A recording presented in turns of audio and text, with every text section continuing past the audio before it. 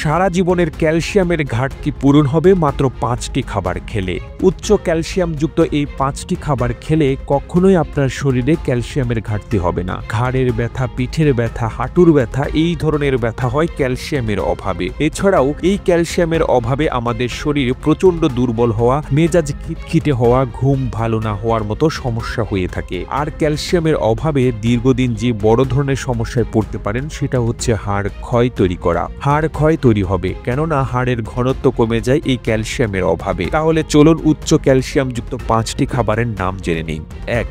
পালং শাক। পালং শাকের মধ্যে প্রচুর পরিমাণে ক্যালসিয়াম রয়েছে। যাদের ইউরিক অ্যাসিড বেশি এবং কিডনিতে কোনো সমস্যা নেই তারা নিশ্চিন্তে প্রতিদিন 70 থেকে 100 গ্রাম পালং শাক খেতে পারেন। এতে করে আপনার বহুদিনে ক্যালসিয়ামের ঘাটতি পূরণ হবে।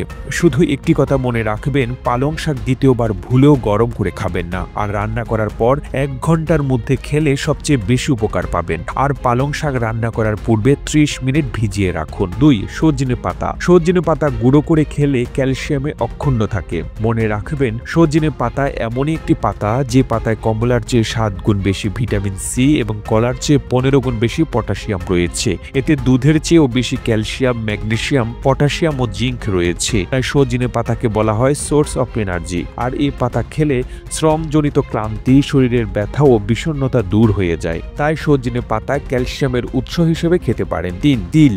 ক্যালসিয়ামের অভাব পূরণ করার জন্য আপনি কালো তিল খেতে পারেন। যদিও কালো তিলে ক্যালসিয়ামের পরিমাণ সবচেয়ে বেশি, আপনি চাইলে সাদা তিলও খেতে পারেন। এটি মাত্র 1 চা চামচ খেলে 88 থেকে 89 মিলিগ্রাম ক্যালসিয়াম পাবেন, যা আপনার সারা দিনের অন্যান্য ক্যালসিয়ামযুক্ত খাবারের সমান। এই তিল আপনি খুব ভালো করে চিবিয়ে চিবিয়ে খাবেন। এটি আপনি রাতে ঘুমানোর আগে খেতে পারেন, আবার সকালেও খেতে পারেন। তবে ভারী কোনো খাবারের সঙ্গে তিল খাবেন না। হালকা খাবার যেমন দুধের সঙ্গে খেতে পারেন। 4. রাজমা। রাজমায় রয়েছে প্রচুর পরিমাণে ক্যালসিয়াম। এটাতে ক্যালসিয়ামের পরিমাণ টক দইয়ের চেয়েও বেশি। তাহলে বুঝতেই পারছেন কি পরিমাণ ক্যালসিয়াম পাবেন শুধুমাত্র যদি রাজমা খেতে পারেন। আপনি দৈনিক 100 গ্রাম রাজমা রান্না করে খেতে পারেন, তবে ভুলেও আদা সেদ্ধ খেতে যাবেন না। এতে শরীরের জন্য ক্ষতিকর, মনে রাখবেন। রাজমা সাদা চেয়ে কালো এবং লালটা সবচেয়ে বেশি ক্যালসিয়াম সমৃদ্ধ। সর্বশেষটি হলো টক দই।